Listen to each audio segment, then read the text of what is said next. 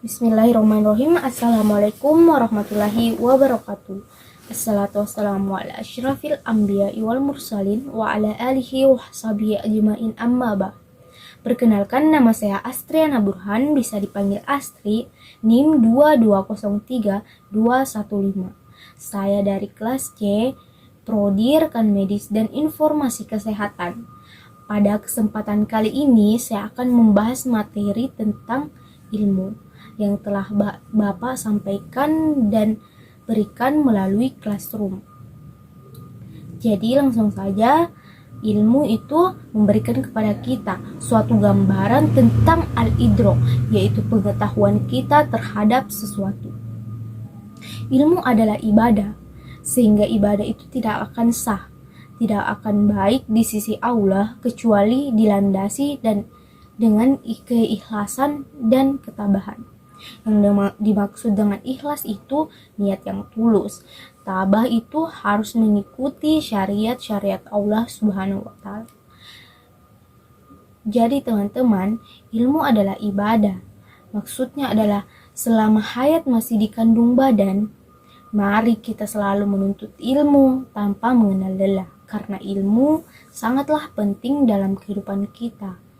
Kita tidak bisa menjadi insan kamil tanpa ilmu pengetahuan, dan tidak bisa dipungkiri kita tidak bisa hidup tanpa ilmu, baik ilmu agama maupun ilmu duniawi.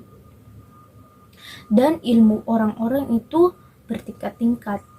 Pertama, ada orang yang tahu dan tahu kalau dia tahu. Maksudnya adalah orang yang mengerti atau orang yang alim. Yang kedua itu ada orang yang tahu kalau dia tahu tapi dia tidak tahu atau dia tidak sadar kalau dia itu sebenarnya tahu. Dia adalah orang yang lalai. Dan yang ketiga itu ada orang yang tidak tahu dan dia tahu kalau dia tidak tahu.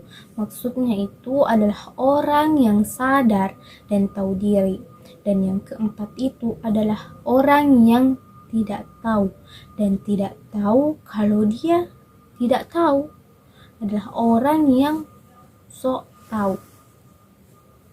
Dan adapun satu ayat yang menjelaskan itu tentang ilmu itu terdapat dalam surah Al-Mujadilah, yaitu yang berbunyi, orang-orang yang berilmu dan beriman akan lebih tinggi derajatnya dibandingkan dengan orang-orang yang beriman saja. Dan syarat-syarat diterimanya suatu ibadah adalah, pertama adalah niat yang ikhlas hanya karena Allah Subhanahu wa Ta'ala semata. Dan yang kedua, mengikuti dan meneladani sunnah Rasulullah Sallallahu Alaihi Wasallam.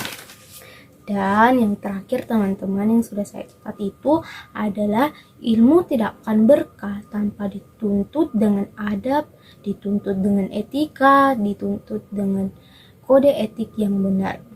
Ilmu menjadi bumerang bagi seseorang, diawali dari kesalahan pada saat menuntutnya, yaitu tidak dipenuhi dengan adab-adab, sehingga ilmunya tidak berkah. Ilmu adalah ibadah, ilmu didapatkan dari kehendak Allah Subhanahu wa Ta'ala. Mungkin hanya itu yang dapat saya sampaikan tentang ilmu. Sekian dari saya, lebih dan kurangnya mohon dimaafkan. Wabillahi taufiq wal hidayah. Wassalamualaikum warahmatullahi wabarakatuh.